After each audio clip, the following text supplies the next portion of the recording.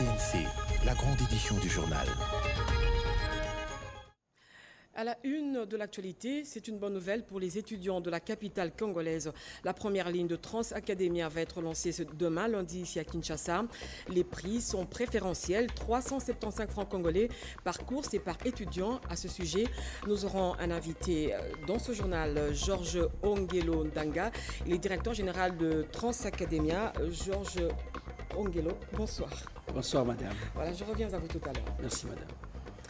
Le chien est un ami fidèle de l'homme, mais il peut parfois être une source d'insécurité individuelle et publique. Alors, question, quelle prévention et quel type de chien doit-on prendre pour adopter un chien? Le dossier de la rédaction de ce soir s'est penché sur cette question. Vous le suivrez dans ce journal. D'abord, l'actualité.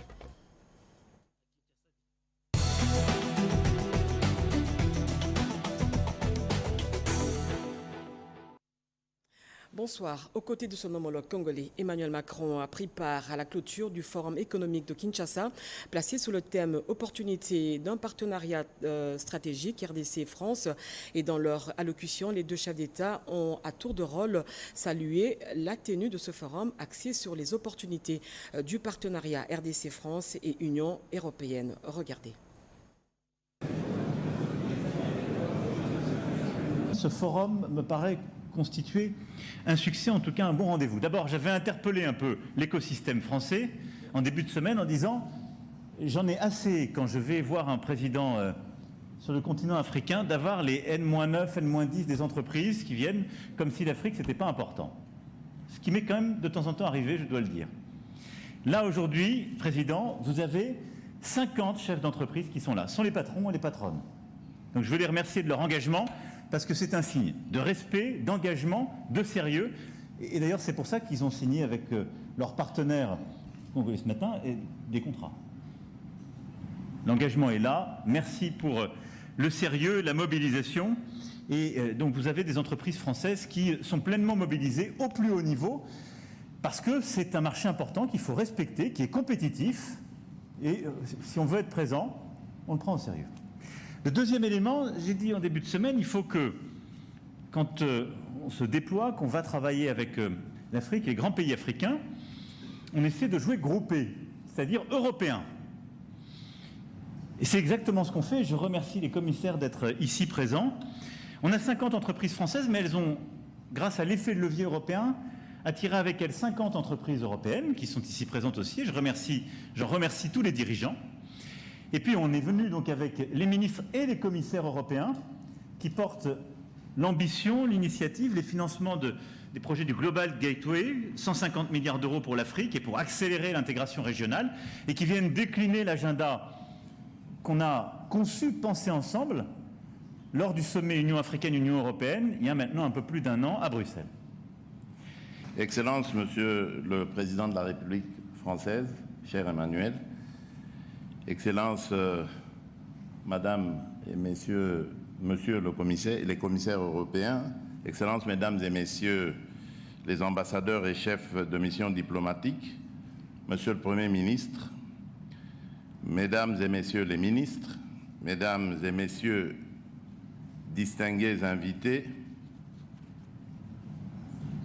la France et dans une plus large mesure l'Union européenne, dont elle est un éminent membre, demeurent des partenaires historiques pour la République démocratique du Congo et pour le continent africain dans son ensemble, notamment dans ce qui a trait aux questions économiques, sécuritaires, humanitaires, culturelles, éducatives et sanitaires.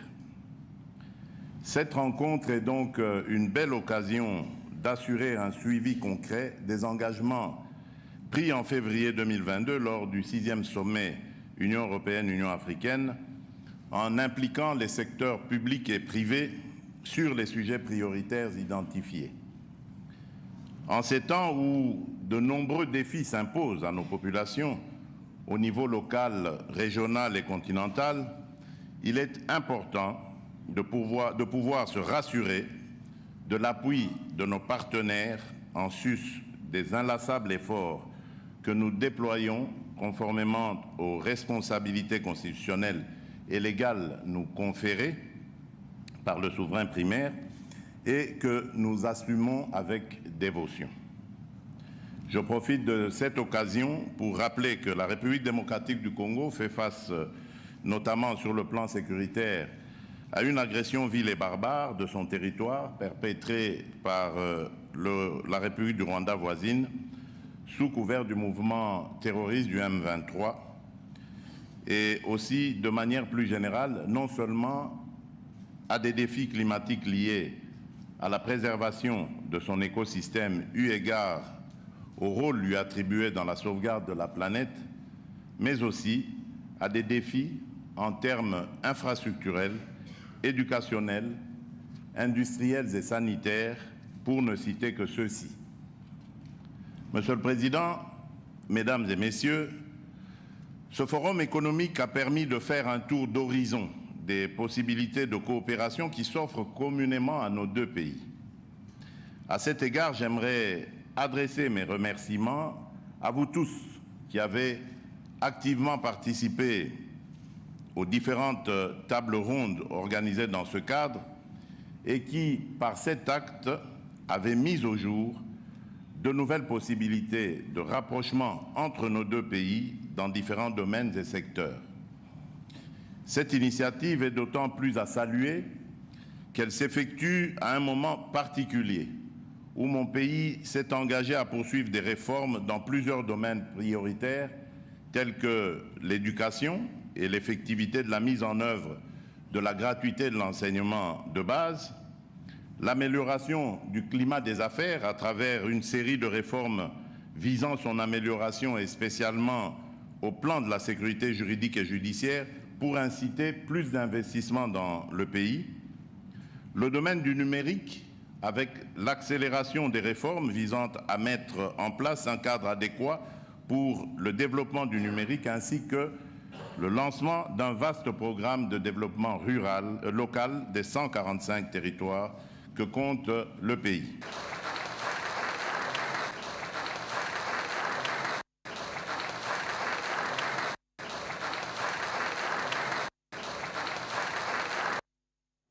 C'était un agenda très chargé pour Emmanuel Macron. Après sa participation au Forum économique, le président français s'est rendu à l'Institut français de Kinshasa où il a échangé avec les responsables de cet institut et quelques artistes culturels et économiques, ce avant d'assister au concert culturel animé par l'orchestre symphonique de Kimbangu de la RDC. Un reportage de la presse présidentielle. Bonjour mesdames et messieurs. Bonjour. Fermée à son grand public depuis vendredi 3 mars courant, la salle des spectacles de l'Institut français de Kinshasa a de nouveau ouvert ses portes la soirée de samedi 4 mars 2023. C'est une autre catégorie de public, un auditoire prestigieux. Emmanuel Macron, l'invité spécial, a passé ses derniers moments à Kinshasa en la salle de spectacle de la Reine culturelle de la Gambie en compagnie de la douce mélodie du Requiem de Mozart exécutée par l'orchestre symphonique kimbanguiste de la RDC. Dans un langage artistique, devant le Français Emmanuel Macron ainsi que les autorités congolaises et françaises présentes dans la salle, Faraja Batumike, le danseur chorégraphe congolais gomatracien, transmettait un message en mémoire des morts à l'est du pays. Je suis congolais, je suis né et grandi à Goma, donc je suis danseur, chorégraphe. Le spectacle qu'on a présenté ce soir, c'est la reprise du Requiem de Mozart. Le Requiem de Mozart qui est une pièce qui parle de la messe, c'est la messe des morts. Avec tout ce qui se passe au Congo, le message que je voulais passer, c'est que dans le Requiem, Mozart il dit, c'est la prière, on prie pour que Dieu donne la paix éternelle ou la mort éternelle et dans la paix pour tous les âmes qui sont disparues. Mais moi, le message, c'était comme je suis de Goma, de l'Est, moi, mon message sur scène, c'était prier pour que tous les gens qui sont morts au Congo pendant toutes ces années reposent en paix et lancer le message que le monde comprenne que les gens meurent chaque jour, il y a la guerre, mais personne n'a eu le temps de faire une messe et de reconnaître que les gens meurent au Congo. C'est pour ça que la guerre continue, sinon on aurait trouvé de l'aide. J'ai choisi le fleur rouge, c'était les deuils. Et chaque personne, comme dans tous les deuils partout dans le monde, Pour dire au revoir à tous les disparus, on dépose quelques fleurs à la tombe. Nous voulons une paix durable dans notre pays. Une courte phrase dite par le chanteur-musicien congolais Fally Ipupa avant de se joindre à l'orchestre symphonique et jouer un morceau d'une de ses belles chansons, Migrants de rêve.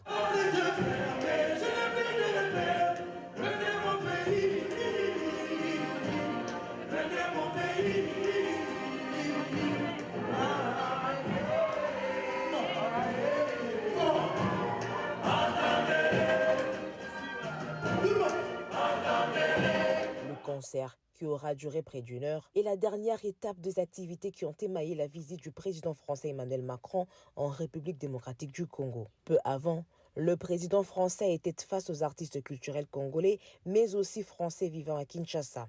La politique de promotion de la francophonie, la place des instituts de recherche dans le monde, le développement du français dans les livres et le cinéma étaient au cœur des échanges. L'Institut français se veut évoluer vers une grande agence culturelle internationale. Emmanuel Macron a quitté Kinshasa pour regagner Paris peu avant minuit le samedi 4 mars 2023. Et en nouvelle, c'est ce dimanche que le président français a pris son vol pour Paris, ce après une tournée de 4 jours en Afrique centrale. La dernière étape, la RDC, c'est le Premier ministre Jean-Michel Samalou Kondé qui a conduit au pied de l'avion à l'aéroport international de Ndjili. Le ministre de la Défense nationale et ancien combattant a eu des entretiens avec le ministre des Armées françaises, la guerre d'agression rwandaise, la redynamisation de la coopération militaire et la formation des hauts cadres militaires, des sujets au centre des discussions entre les deux personnalités, Junior Nyangumba et Jojo Ndimbo. Personnalité ayant accompagné le président français Emmanuel Macron lors de sa récente visite à Kinshasa figure le ministre des Armées françaises Sébastien Lecornu. C'est dans cette optique qu'il faut placer cette rencontre entre le chef des armées françaises et le numéro 1 de la défense nationale congolaise, Gilbert Kabonda Kourenga. La situation actuelle de la guerre qui prévaut dans l'est de la RDC, victime de l'agression rwandaise avec ses supplétifs le M23 et aussi l'aide humanitaire de la France ont figuré en bonne place des discussions. Il a décliné une feuille de route très claire, pragmatique, précise. Je vous renvoie à ces propos-là. Ce ne sont pas des propos qui viennent de Paris.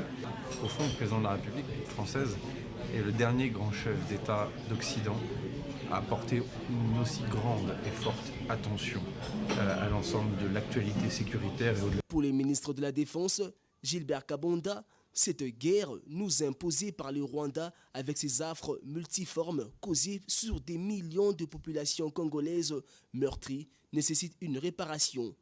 C'est une œuvre franco-congolaise avec une majeure partie de la contribution française. Bien, cette France-là a compris que, ayant lu notre document de politique de défense, a compris qu'effectivement, elle doit nous accompagner dans la mise en œuvre de cette nouvelle politique. Le patron de l'outil de défense a sollicité l'appui multiforme de la France en matière de défense, de la formation des militaires congolais et aussi l'appui de la France de la mise en œuvre de la nouvelle politique de défense nationale congolaise. Rien n'a été laissé au hasard. C'est dans la soirée que le ministre de la Défense nationale et ancien combattant et son collègue français ont visité les récipiendaires de l'école de guerre de Kinshasa où sont formés des cadres militaires des FARDC avec l'expertise française. Les besoins énergétiques dans l'industrie minière en RDC se fait de plus en plus sentir. L'objectif est d'améliorer la production et éviter le manque à gagner. Le ministre des Ressources hydrauliques et électricité a effectué une descente dans la mine de Kakula à Kamoa. Le constat fait sur place, l'usine a besoin de plus de 80 MW pour son bon fonctionnement. Marie Kalang, Tonton Makile pour le reportage. L'industrie minière est en plein essor en République démocratique du Congo et le besoin énergétique constitue une contrainte à la production et aux revenus. Dans la mine de Kamoa Kakula à Kolwezi, dans la province du Lualaba, le ministre des Ressources hydrauliques et électricité, Olivier Mwenze Moukaleng, est allé palper les besoins énergétiques dans le but de connaître les attentes des partenaires miniers pour mieux comprendre les enjeux et mieux les assister. Chaque composante de la mine, du niveau de la construction à l'exploitation, a été visitée par le ministre Mwenze. Le gros problème auquel les miniers font face aussi, c'est les coupures intempestives sur le réseau qui font que pendant 1 heure d'approvisionnement, ils perdent énormément d'argent. Un manque d'approvisionnement en énergie pour un groupe minier, c'est une grosse perte pour le groupe minier, mais aussi une grosse perte pour le gouvernement. L'ingénieur Lucien Chimouna a fait une estimation de l'énergie consommée sur ce site. De nos jours, nous tournons autour de 80 MW comme besoin direct pour la mine de Kamoa. Pour toute perturbation, nous sommes contraints de diminuer l'énergie qu'on doit consommer à Kamoa pour soulager le réseau. Donc 25 MW ou 26 MW seulement sont utiles pour dénoyer la mine. La part du gouvernement congolais dans cette affaire a été précisée par le président du conseil d'administration, Ben Mounanga. Le gouvernement congolais, en tant qu'actionnaire, a 20% de Kamoa Copper. Mais l'assiette fiscale, qui comprend toutes les taxes, tous les impôts sur les rémunérations et autres, aujourd'hui elle a 600 millions de dollars l'an. Donc c'est pour cela que vous voyez que son Excellence était préoccupée de venir prendre et tâter le pouls, la situation de Kamoa, apparentée à Ivanhoe Mines, qui est en partenariat avec la Société nationale d'électricité SNEL. À noter que la concession Kamoa-Kakula occupe un espace de 400 km² et emploie plus de 3000 personnes, sans compter les sous-traitants. Sachez aussi que le rapporteur adjoint de la CENI a présidé une réunion avec les responsables des partis politiques et mouvements associatifs à Ottawa, au Canada. Paul Mohindo a aussi invité les Congolais résidant à l'étranger de s'approprier le processus électoral en cours. Tétis Samba, Jires Tofunje pour le reportage. Cette rencontre auquel ont pris part les responsables des partis politiques et des associations des Congolais vivant sur le sol canadien a permis au rapporteur adjoint de la Commission électorale nationale indépendante à sensibiliser l'ensemble des compatriotes congolais à se soumettre à l'opération d'identification et d'enrôlement des électeurs. Dans la foulée, il a fait part à l'assistance des efforts déployés par l'équipe dirigée par le président Denis Kadima Kazadi, mettant en avant sa détermination à mener à bon port le processus électoral en cours dans le pays en vue des élections crédibles, transparentes et apaisées. Le rapporteur adjoint de la CENI a expliqué par la suite le bien fondé de la révision du fichier électoral en prélude des organisations des consultations électorales prévues en décembre prochain. Aux différentes questions soulevées par la partie consacrée aux échanges ayant abordé différents sujets qui préoccupent les compatriotes, Paul Mohindo a apporté des éléments de réponse en rassurant ses interlocuteurs sur la volonté et la crédibilité du bureau actuel de la CENI qui prône le rebranding. Le changement des paradigmes pour redorer l'image de la centrale électorale pour accroître la confiance en elle. Il a invité par la suite les Congolais vivant au Canada à s'approprier ce processus électoral qui leur offre la possibilité de se choisir en toute liberté le moment venu. De nouveaux dirigeants devront présider aux destinées du pays pour les prochaines années. Paul Mohindo Moulemberi a exhorté les responsables politiques à amener leur base vivant en terre canadienne à s'impliquer dans cette opération d'identification d'enrôlement des électeurs lancée depuis le lundi dernier à Ottawa. La cellule nationale de renseignement financier a organisé l'atelier national d'évaluation des risques. Cet atelier s'inscrit dans le cadre de la lutte contre le blanchiment des capitaux et le financement du terrorisme. C'est le secrétaire exécutif du CNRF qui a procédé à la clôture des 10 travaux. Guy Matundu. Au terme de 4 jours des travaux sans relâche, les participants, éclatés en plusieurs groupes, ont présenté et amélioré le rapport de l'évaluation nationale des risques en vue de la lutte contre le blanchiment des capitaux et le financement du terrorisme, cheval de bataille du magistrat suprême. Les délégués de la Banque mondiale s'est dit impressionnés par la qualité du travail des participants. Le secrétaire exécutif Adler Kissula voit dans ce travail un pas important dans l'atteinte des assignations du GAFI, le groupe d'action financière internationale. À l'issue de cet atelier, notre structure sort très regaillardie et proposera aux autorités la révision de certains de nos instruments de lutte contre le blanchiment des capitaux et le financement du terrorisme. Cela permettra certainement à notre pays de quitter dans les délais la liste grise du GAFI. Tout en saluant le travail que vous venez d'accomplir, nous sommes tous d'avis que le travail à venir, qui consistera à la mise en œuvre des différentes recommandations et résolutions sorties de cet atelier, sera aussi harassant et nécessitera la cohésion des membres des différents groupes constitués. Nous insistons donc sur la responsabilité de chacun de nous. Outre la responsabilité de tout un chacun, Adler Kisula exhorte les participants à être respectueux de l'accord de confidentialité qu'ils ont signé. Les participants doivent tenir confidentielles les informations obtenues ici. Ils ne doivent les utiliser qu'aux fins spécifiques pour lesquelles elles ont été fournies et auxquelles elles sont destinées. Et en nouvelle, la ville de Kolwezi, honorée par la visite de la première dame, Denise Diankero Tshisekedi, qui a foulé ce dimanche après-midi le sol du chef-lieu de la province du Lualaba. Une première visite dans cette partie du pays qui s'inscrit dans le cadre de la Journée internationale des droits des femmes. C'est une foule en liesse et manifestement conquise qui a accueilli la première dame à l'aéroport national de Kolwezi. Le gouverneur Fifi Masuka Saïna, qui était à la tête du comité d'accueil, était également à l'aéroport. L'hôte du Lualaba a pris la direction du rond-point Mwengeshi où une foule immense l'attendait. Sur place, la First Lady Denise Diankero Tshisekedi a communié avec les Lualabais.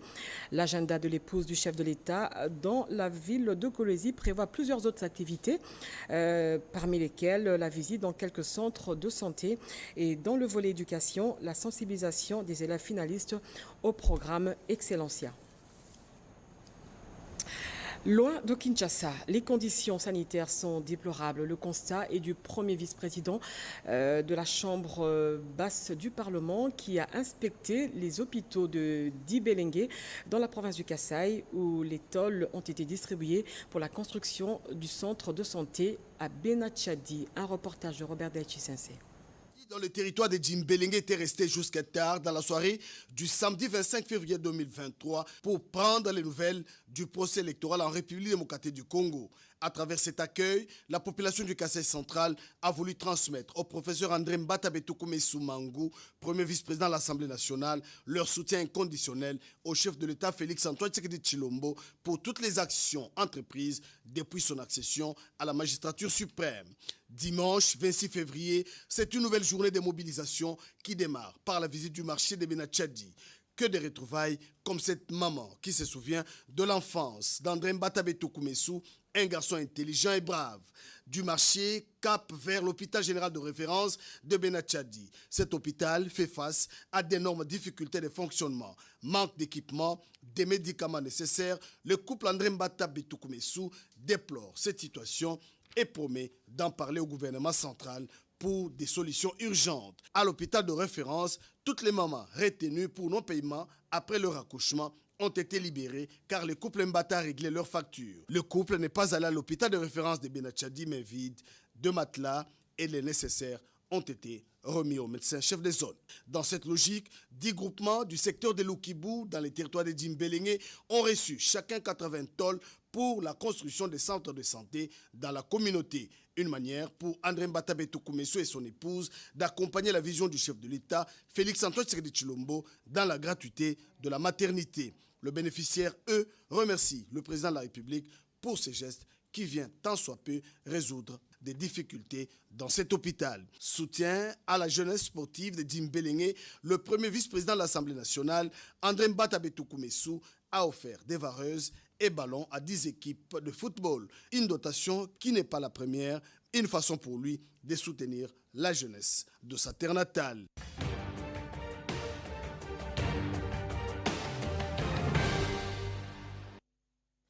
Dans le cadre de son périple africain, Emmanuel Macron, président français, a effectué une visite officielle de 24 heures dans la capitale congolaise, dernière étape de sa tournée. Sur place, il a eu des entretiens avec son homologue congolais, Félix-Antoine Tshisekedi. Autre activité du chef de l'État, c'est sa participation à la 52e session du Conseil de droits de l'homme des Nations Unies, qui s'est tenue à Genève, en Suisse, la semaine du président avec Pierre Kibambé-Somé. Invité à prendre part au Conseil des droits de l'homme des Nations Unies, le président de la République Félix-Antoine Tshisekedi Tshilombo est arrivé à Genève, en Suisse, en compagnie de son épouse, la première dame Denise Nyakero Tshisekedi. Intervenant à la tribune de la 52e session du Conseil des droits de l'homme, le chef de l'État a, dans son allocution d'une vingtaine de minutes, exposé la position de la RDC en matière de droits de l'homme. Le président de la République s'est aussi apaisanti sur les causes et les conséquences de la détérioration de la situation sécuritaire dans l'est du pays, soulignant la responsabilité du Rwanda et de sa branche armée, le M23. Le chef de l'État a fait remarquer que l'on ne peut prétendre défendre l'exercice des droits de l'homme et des libertés fondamentales de la RDC en laissant progresser l'agression du pays par le Rwanda et les massacres des populations congolaises par des groupes armés terroristes.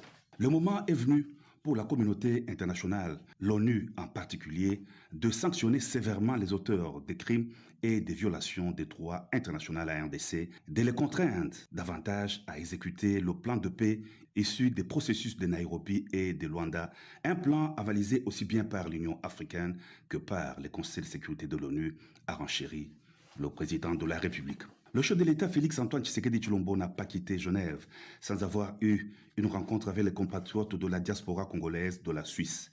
L'entretien a tourné autour de 4 sujets: la crise diplomatique entre la RDC et le Rwanda, le processus électoral au pays, le programme de développement de 145 territoires et le changement des mentalités. Dans la soirée de vendredi, le président de la République française, Emmanuel Macron, est arrivé à Kinshasa, la dernière étape de sa tournée en Afrique centrale. Des questions relatives à la situation de sécurité dans la partie est de la RDC, à l'investissement et aux accords de coopération étaient au cœur du programme très chargé du président de la France à Kinshasa en RDC. Le président Emmanuel Macron a été accueilli au Palais de la Nation par son homologue de la RDC Félix Tshisekedi pour un tête-à-tête d'une heure. Les deux chefs d'État se sont ensuite prêtés au jeu de questions-réponses au cours d'une conférence de presse conjointe qu'ils ont animée à l'issue de leur rencontre. L'actualité qui s'achève était marquée par la participation du Premier ministre au sommet de Gabon sous initiative de la France pour promouvoir la coopération scientifique entre 3 bassins forestiers du monde. La France vient de fournir à la RDC plus de 200 ports fabriqués, un projet axé sur 3 ans et financé à hauteur de 85 millions de dollars américains. L'actualité en 5 minutes avec Toto Sumbo. 7 jours d'actualité consommés sur nos antennes, voici la synthèse. 15 directeurs provinciaux venus participer à une formation sur la redevance audiovisuelle organisée par la Radio-Télévision nationale congolaise en partenariat avec IFES. Ce, en vue de renforcer leurs capacités en cette matière. Près de 30 millions de kits ont été déployés dans les centres d'enrôlement à travers le pays. Ce, pour l'opération d'identification et d'enrôlement en prévision des élections prévues en décembre 2023 en République démocratique du Congo. Mise en circulation effective de BIS Transacademia prévue le lundi 6 mars prochain à Kinshasa. Ce sujet a fait l'objet de la rencontre entre le coordonnateur des étudiants et le directeur général des Transacademia. Le staff de cet établissement de transport des étudiants a présenté le plan d'accès et le schéma des souscriptions au regroupement des étudiants congolais. Dans le tout prochain jour, l'entreprise libanaise NAFCO spécialisée dans la fabrication des véhicules anti-incendie tient à s'installer en RDC. Le vice-premier ministre, ministre de l'Intérieur et Sécurité, Daniel Asselo, s'est rendu sur place à Dubaï pour une mission officielle en vue de s'enquérir de l'évolution des travaux abattus par la production de ces engins de protection civile. Le BIT Ngobila, une des portes d'entrée des sorties de la RDC, a servi de cadre au lancement de l'interconnexion du système douanier automatisé au système national d'émission des certificats d'assurance. C'est pour désormais capter la prime d'assurance à partir de la RDC qui reste une manne pour les trésors publics. À Libreville, un sommet de 2 jours a été organisé à l'initiative du Gabon et de la France pour promouvoir la coopération scientifique entre 3 grands bassins forestiers du monde. La République démocratique du Congo occupe une place importante pour sa contribution à l'équilibre climatique mondial et par son écosystème. Le Premier ministre Sama Lukonde Kyenge a représenté le chef de l'État à ses assises. L'avenue du tourisme, communément appelée Ndjela Yamaï, se trouve dans un état de délabrement très avancé qui cause des embouteillages monstres et de l'insécurité grave. La population lance un cri d'alarme auprès des autorités compétentes pour une réhabilitation urgente. L'ONU Femmes RDC, en partenariat avec l'unité de coordination du projet d'appui au développement en campagne de dissémination digitale des textes de loi en faveur des femmes entrepreneurs en République démocratique du Congo. Le lancement de cette activité a eu lieu à Kinshasa. La France a fourni plus de 200 ponts préfabriqués à la République démocratique du Congo. Ces projets de 3 ans est évalué à un coût global de près de 85 millions d'euros. Précision donnée au cours d'une conférence animée par le DG de l'Office de route et de la firme française Matière ici à Kinshasa. 26 provinces de la République démocratique du Congo sont concernées. Prévenir, lutter contre la corruption et les antivaleurs. Au cœur de la clôture session de formation sur le contenu des hyperguides des cahiers spécial du chef de l'État.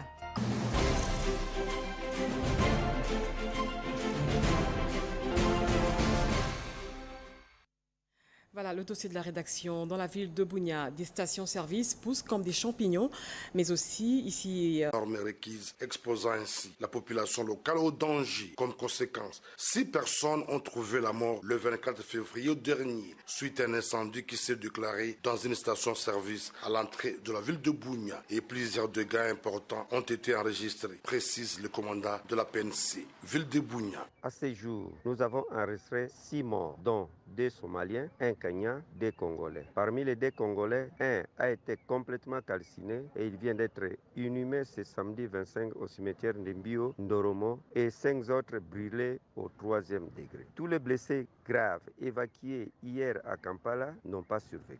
B.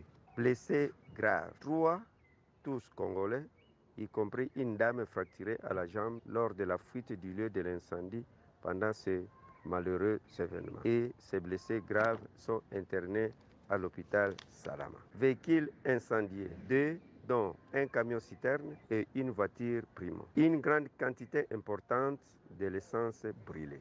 Divers biens meubles de valeur et archives calcinées.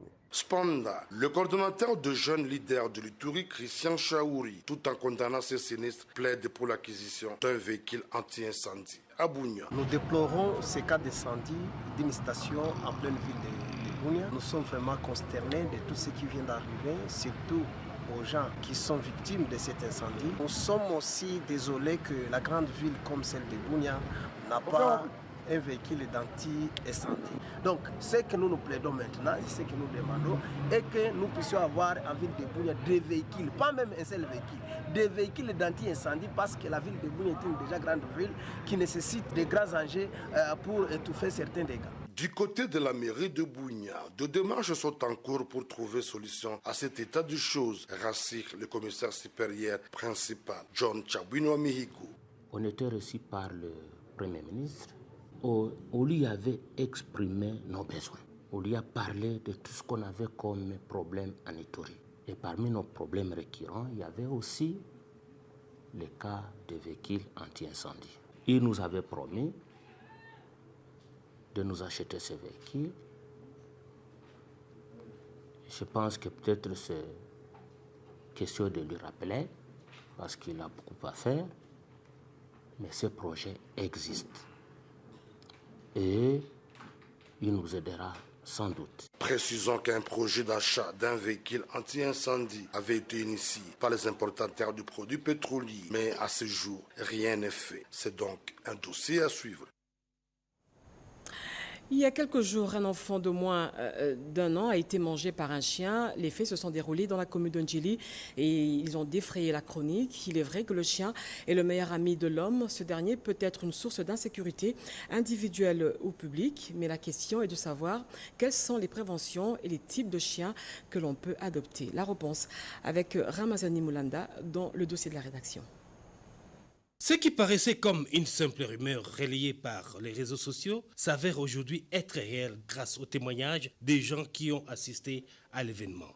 un chien a tué une petite fille en Djili. Ce fait de société est d'autant plus inhabituel et inquiétant à la fois, car beaucoup de familles à Kinshasa disposent à leur sein un chien de compagnie chargé d'exécuter diverses tâches afin de rendre la vie de la famille heureuse. À la question de savoir si les gens à Kinshasa sont toujours intéressés à adopter un chien, les avis sont partagés. Pour avoir un chien, ça demande beaucoup de choses. Ce n'est pas par plaisir.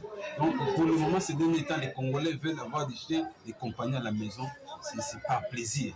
Ils veulent suivre les Occidentaux. Ce n'est pas le cas chez nous. Nous, tous les moyens ne sont pas réunis pour avoir un chien à la maison. Mais pour avoir un chien à la maison, comme chien de compagnie, il faut réunir tous les moyens.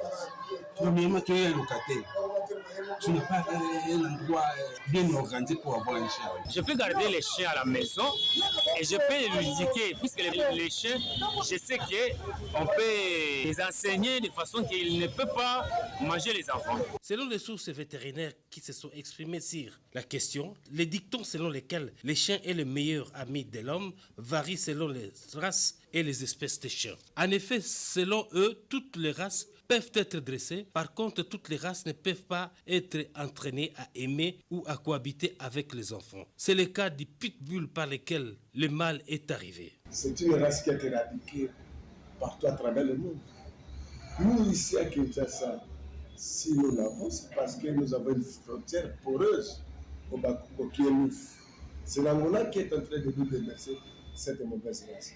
D'où il faut appliquer la législation à la matière. Il faut carrément l'éliminer. Ça ne sert à rien de garder une race aussi dangereuse. Est-ce que dans d'autres pays, ça n'existe pas? Aujourd'hui, non. Sauf dans les pays africains tels que l'Angola. À part ailleurs, non.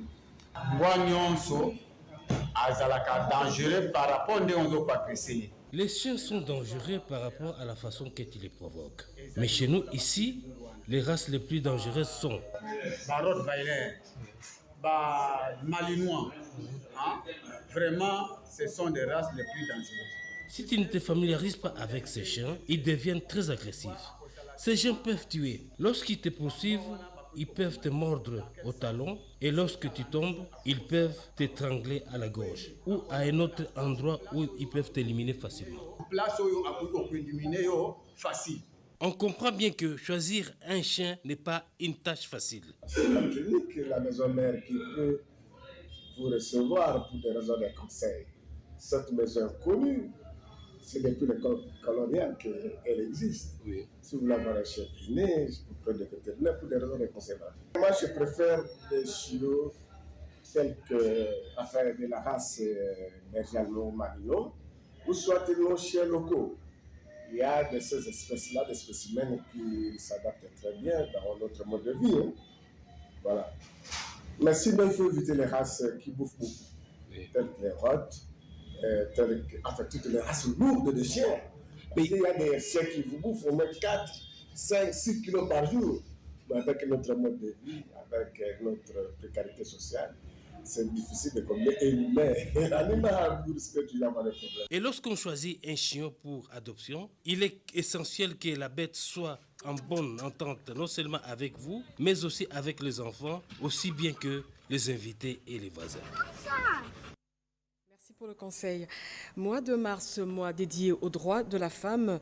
Dans le dossier de la rédaction de ce soir, nous allons vous parler d'une pathologie propre aux femmes. Il s'agit du périnée, cette pathologie qui se caractérise par la fuite des urines, à ne pas confondre avec la fistule.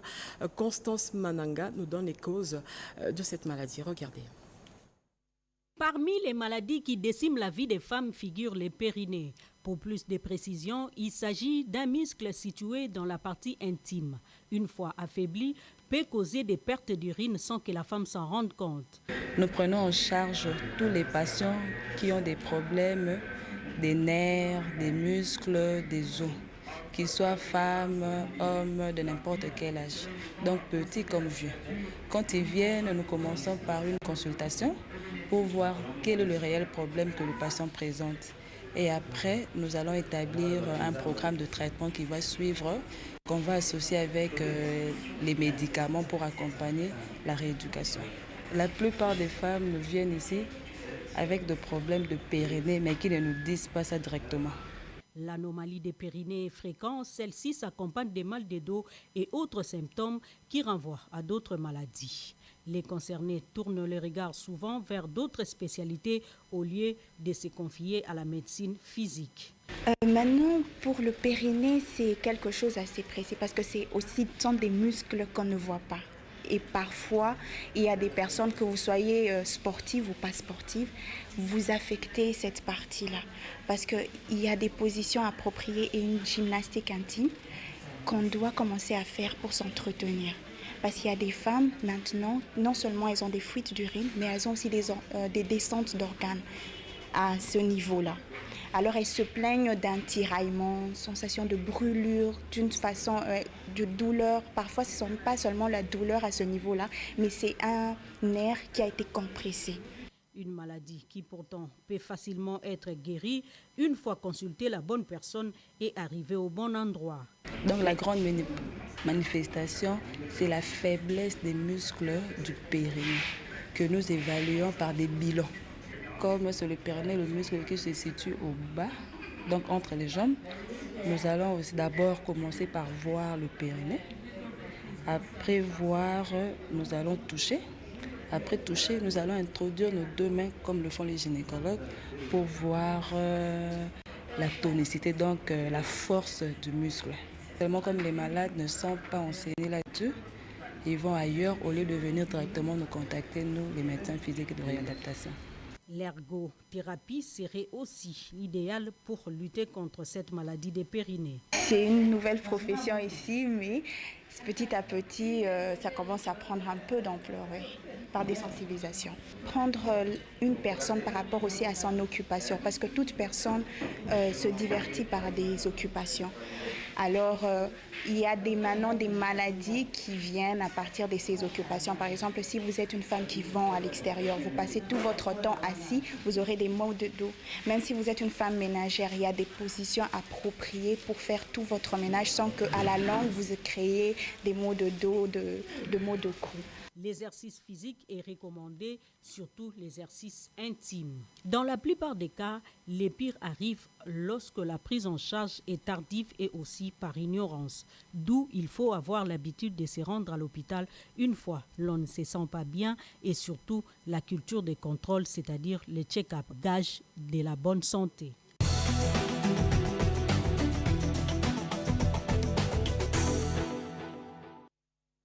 Au cours d'un culte organisé par l'Église adventiste du 7e jour, la ministre du Genre a lancé les activités liées au mois de la femme. Un reportage de Cédric Kenina et Nadine Yango.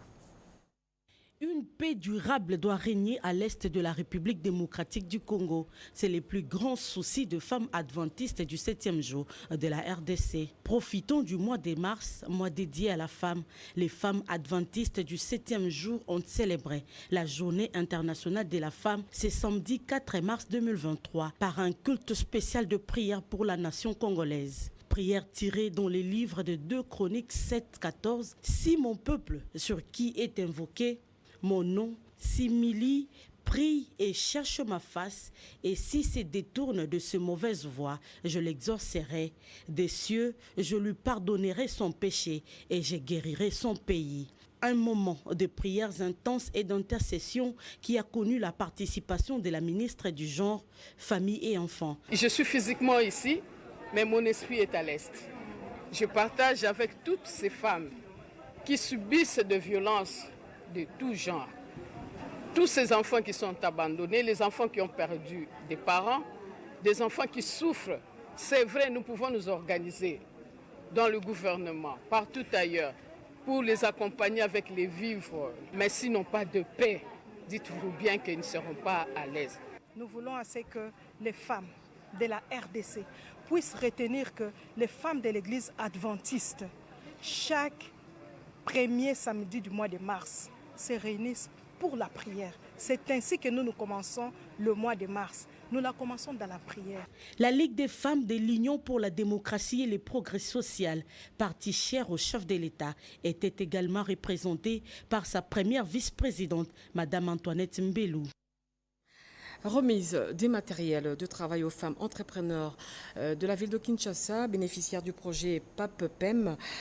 Ces matériels vont leur permettre de renforcer leurs capacités. Un reportage de José Baïtouambo et Patrick Badibanga.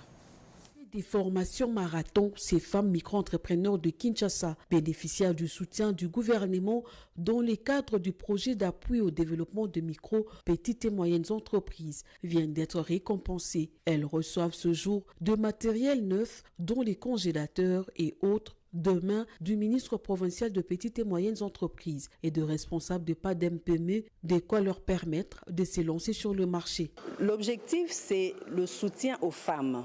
Le projet d'appui au développement des micro, petites et moyennes entreprises soutient l'entrepreneuriat congolais. En général, nous avons soutenu les PME établies, nous avons soutenu les jeunes. Maintenant, nous sommes arrivés autour des femmes. La subvention en nature, parce que c'est ce qui était destiné pour elles. C'est comme ça que ça va se passer, par des bons électroniques qu'elles pourront racheter les biens qu'elles ont voulu avoir pour leur commerce. Un rêve qui devient réalité pour ces femmes qui n'ont pas tari d'éloges. Yves Vouget concerne plus de 3600 femmes micro-entrepreneurs dans 4 villes, dont Kinshasa, Matadi, Goma et Lubumbashi. C'est un système de jetons électroniques envoyé via un opérateur de téléphonie mobile sur le terminal de bénéficiaires sélectionnés, et ce jeton électronique, une fois reçu par le bénéficiaire, déclenche le processus de retrait de matériel auprès d'un fournisseur dûment identifié et sélectionné avec la collaboration de l'entrepreneur. En 4 ans d'existence, le PADMPME, qui bénéficie du financement de la Banque mondiale, a déjà appuyé plusieurs centaines de petites et moyennes entreprises, dont plus de 40% appartenant aux femmes. L'Union nationale de fédéralistes du Congo a organisé ce dimanche une matinée politique au cours de laquelle la deuxième vice-présidente s'est exprimée sur la radiation de Juvenal Kitingwa. Pati Tondwango pour le reportage. Les premiers vice-présidents de l'UNAFEC, les députés provinciaux Kitoumoua, ne fait plus partie de cette formation politique chère à feu. Baba Gabriel Kyungwa Kumwanza. Il est reproché à ces cadres de l'UNAFEC le dépôt à titre privé de la candidature au poste de vice-président de l'Assemblée provinciale du Haut-Katanga, alors que ce poste revient ipso facto à l'UNAFEC. Aussi est-il constaté un comportement irresponsable en sa personne vis-à-vis des idéaux du parti, suivant ainsi l'image de l'UNAFEC. L'objectif principal, c'était expliquer au cadre du parti, le cadre de Kinshasa aussi, le motif de la radiation du premier vice Juvenal Kitungwa. Nous avions tenu de le faire aussi à Kinshasa pour que les cadres puissent comprendre les motivations. De deux, parce que nous sommes en période des élections, j'ai voulu motiver les femmes pour qu'ils puissent vraiment se présenter nombreuses aux élections. La troisième vice-présidente est ainsi chargée à l'exécution de cette décision du parti. C'est la raison essentielle de la matinée politique de l'UNAFEC ce dimanche 5 mars 2023 à Kinshasa. L'oratrice du jour, Magui Sakina Binti Selemani, a saisi cet instant pour sensibiliser les femmes de l'UNAFEC sur l'opportunité de s'enrôler massivement pour porter le rôle et la place de la femme aux prochaines échéances électorales qui offre une grande importance à la candidature féminine. Message reçu avec satisfaction par l'assistance qui en a accordé une oreille attentive. Je l'ai dit au sommaire, le transport pour étudiants devient effectif en RDC. Transacademia lance déjà dès demain la mise en circulation de ces bus. Le prix préférentiel, 375 francs congolais par course et par étudiant. Un reportage de Rikin Zouzi. C'est un ouf de soulagement que vont désormais pousser les étudiants congolais face au calvaire de leur mobilité. Transacademia, le transport pour étudiants, devient effectif dès ce lundi 6 mars 2023 aux premières heures du matin. Les bus seront en circulation sur quelques lignes de la capitale Kinshasa, ville pilote. Après la ronde de sensibilisation au sein des établissements d'enseignement public, les contacts avec les représentants des étudiants, le directeur général de Transacademia, Georges Ongelo Danga, qu'accompagnait José Makengo, son adjoint, l'équipe de Transacademia a enfin rencontré la communauté estudiantine de l'Institut supérieur pédagogique ISP Gombe. Il était question d'informer les étudiants des modalités d'abonnement. 375 francs congolais par course et par étudiant dans un système d'abonnement de Transacademia allant de 3 jours à 1 mois payable via les mobile money. Moi, je trouve que le prix est abordable, déjà parce que pour ceux qui habitent très loin de l'Institut, ils ont des problèmes avec le transport. Ils dépensent trop et du coup, ces tarifs leur permettront de dépenser peu et d'arriver à temps à l'Institut. Pour les souscriptions, seuls les étudiants en règle académique seront logés dans la base de données à transmettre à Transacademia, a renseigné le secrétaire général académique de l'ISP Gombe. Voilà, Georges Ongelo Danga, bonsoir. Bonsoir madame. Vous êtes directeur général de l'Académie. Le reportage, demain, votre entreprise va procéder au lancement de la circulation des bus. Comment est-ce que ça va se passer et pour quel itinéraire et quelles sont les dispositions prises? Ok, merci beaucoup. C'est encore pour moi l'occasion de pouvoir remercier le chef de l'État d'avoir rendu matériel ce projet. Et il vous souviendra qu'une semaine en arrière, le 24, le chef de l'État a lancé justement cette opérationnalité. Donc il faut noter que demain, nous lançons 2 lignes sur le 20 qui existent, la ligne 9 et la ligne 19, qui vont pouvoir, contrairement à ce qui a été annoncé, nous allons pouvoir lancer à partir de 12 heures en vue de permettre aux étudiants de pouvoir expérimenter et de monter à bord de bus pour arriver à destination. Donc demain, nous lançons 2 lignes expérimentales, la ligne 9 et la ligne 19. Voilà. Voilà, mais quelles sont les conditions, quels sont les étudiants qui sont éligibles à cet abonnement? Comment est-ce que ça va se passer et comment est-ce que vous allez gérer les étudiants qui ne sont pas éligibles à cet abonnement? Oui, madame, la vérité est que nous, en tant que Transacademia, nous n'avons pas la prétention de connaître qui est étudiant, qui ne l'est pas. C'est ce qui fait que nous avons effectué une tournée auprès des différentes universités et instituts supérieurs et en vue de pouvoir collecter la base de données. Parce que seules les universités identifient qui est étudiant, qui ne l'est pas. Et de sorte, ils nous fournissent cette base de données. Je remercie déjà certains DG et certains recteurs qui nous ont fourni ces bases de données. Ça nous permet ainsi, lorsque l'étudiant s'enregistre de là où il est, cette base de données correspond à ce que à ces informations. Donc quand il s'enregistre, les informations se trouvent déjà chez nous, permet à ce que le processus de souscription puisse aboutir. 375 francs congolais, c'est quand même très minime par étudiant et par course. Est-ce que ça sera facile pour vous de répondre à certains besoins, de couvrir certaines charges? Il est clair que nous, de par notre création, les décrets parlent d'organiser les transports en faveur des étudiants à des prix préférentiels. Donc nous sommes dans le social.